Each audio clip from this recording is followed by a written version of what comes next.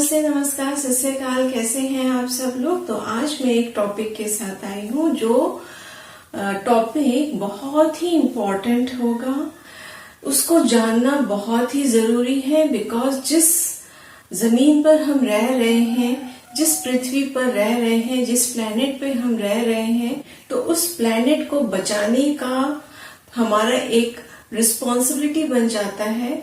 और हम उस प्लेनेट को तभी बचा पाएंगे जब हम उस प्लेनेट के बारे में सब जानेंगे। ठीक है, हम कोई प्लानिंग तभी करते हैं जब हम अच्छी प्लानिंग तभी करते हैं जब हम उस चीज के बारे में जानते हैं कि हम उस चीज को पहचानते हैं। जब जानते हैं, पहचानते हैं, तभी उसके बेटरमेंट के लिए हम कुछ प्लानिंग करते हैं। तो प्लानिंग करने से पहले हमें जानना जरूरी है। तो पृथ्वी को बचाने के लिए, जो कि सिर्फ एकमात्र प्लेनेट है जहां पर इंसान है, जहां पर जीव बसते हैं, तो उस प्लेनेट को बचाने के लिए, ताकि हमारा जो लाइफ है वो जन्मों जन्मों तक, जनरेशन बाय जनरेशन इस पृथ्वी पर बचा रहे। ठीक है, तो उसके लिए हमें पृथ्वी के बारे में हर एक जो चीज है उसके बारे में जानना जरूरी बन जाता है। हमारी एक रिस्पॉन्सिबिलिटी बन जाती है कि हम पृथ्वी के बारे में जितना हो सके उतना जाने, ताकि उसको हम बचा सके।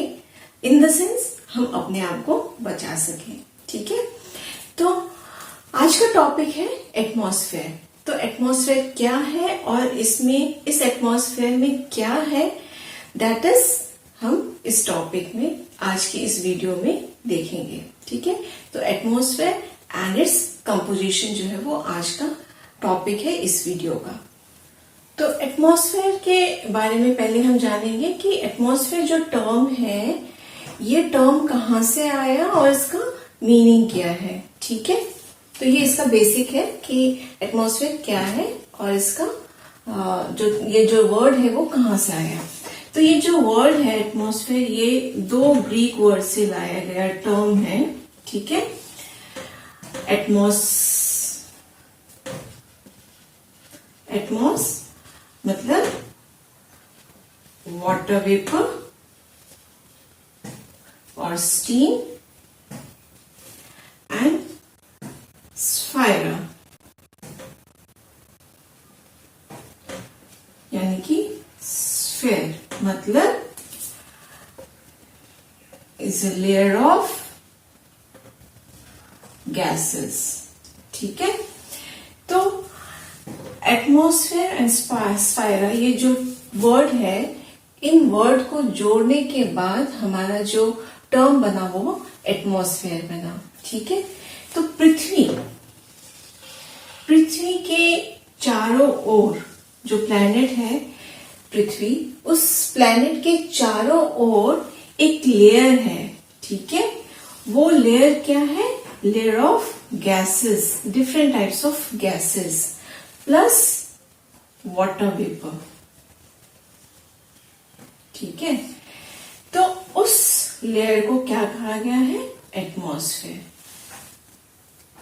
सो अगर हम इसे डिफाइन करें तो बोल सकते हैं कि atmosphere is a layer of gases that envelopes the earth और प्लैनेट। इन अदर वर्ड हम बोल सकते हैं कि atmosphere is a layer of different या mixture of gases, dust particles and water vapors that blankets the earth or envelopes the earth, protect the earth from the ultraviolet rays. तो ये जो envelope है, जो ये लेयर है जो पृथ्वी के चारों ओर घिरा हुआ है, इसका ये इंपॉर्टेंस है कि ये जो सन है, सन का जो अल्ट्रावायलेट रेज है, जो बहुत ही डेंजरस जो रेडिएशंस ये देता है, सन जो पृथ्वी की तरफ आता है, उस रेडिएशन से पृथ्वी को बचाता है। ठीक है, उस अल्ट्रावायलेट रेज से पृथ्वी को बचाता है। दैट्स व्हाई कहा गया है कि ये एक तरह का एनवलप है। जिस तरह से चिट्ठी जो होती है उसको बचाने के लिए हम क्या करते हैं, एनवलप के अंदर डालते हैं, है ना, कवर करते हैं। सो सेम वे पृथ्वी को कवर अप करने के लिए ये जो लेयर है एटमॉस्फेयर का, ये लेयर बना हुआ है और इसीलिए इसको ब्लैंकेट भी कहा गया है। It's a blanket of gases, it's a layer of या ब्लैंकेट ऑफ गैसेस भी कहा गया है। तो ये जो लेयर है मिक्सचर ऑफ गैसेस और dust particles plus water vapour का, इस लेयर की वजह से क्या है, ये अल्ट्रावायलेट जो रेज पृथ्वी के ओर आ रहा है सूरज के द्वारा दिया गया, उस रेडिएशन से पृथ्वी को बचाता है। सो एक्सेसिव हीट जो होता है, उस एक्सेसिव हीट से पृथ्वी को बचाता है। ठीक है, तो ये अगर लेयर ना हो तो पृथ्वी पर जो लाइफ है वो लाइफ नहीं रहेगा, तो वो पृथ्वी भी जो है दूसरे प्लैनेट्स की तरह ही बन जाएगा।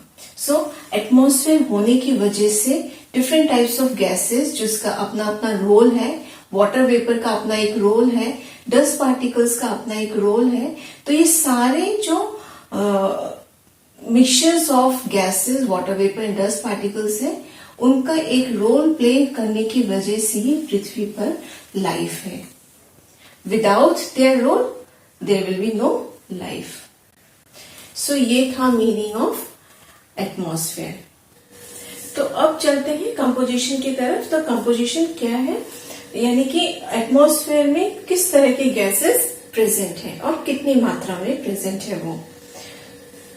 तो जो एटमॉस्फेयर है, जो लेयर है, जो पृथ्वी के चारों तरफ जो डिफरेंट मिक्सचर ऑफ गैसेस से बना हुआ लेयर है, उस लेयर में किस तरह के गैसेस और कितनी मात्रा में गैसेस प्रेजेंट है। तो nitrogen that is N2 78.08%, oxygen O2 20.94%।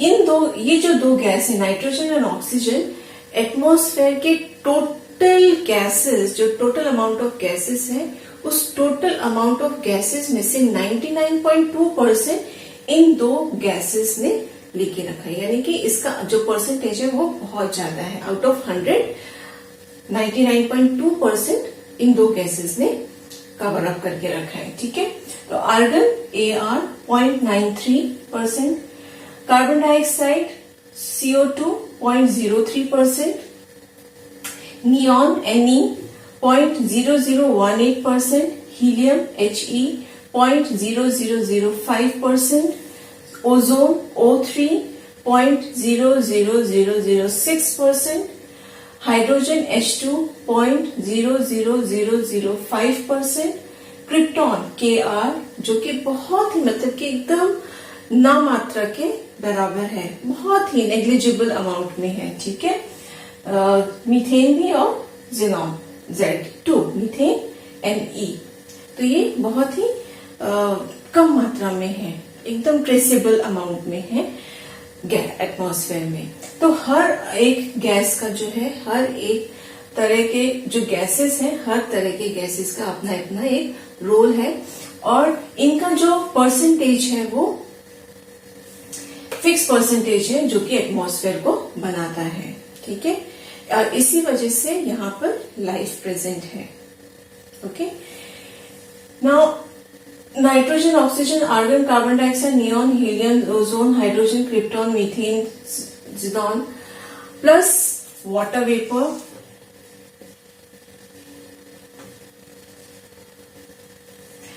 And dust particles. ठीक है, इनकी वजह से, इस एटमॉस्फेरिक लेयर की वजह से क्या है कि हमारा जो क्लाइमेटिक कंडीशन होता है, विंड मूवमेंट या हम बोल सकते हैं वेदरिक कंडीशन जो है वो टाइम टू टाइम चेंज होता है। ये प्रेजेंट है बिकॉज ऑफ एटमॉस्फेयर। ये जो क्लाइमेटिक कंडीशन, ये वेदरिक कंडीशन, जो एयर मूवमेंट होता है, जो प्रेशर आता है, एटमॉस्फेरिक जो प्रेशर है, low pressure and high pressure, उनका जो होने का कारण है because of atmosphere. So this is the importance of atmosphere and it's composition.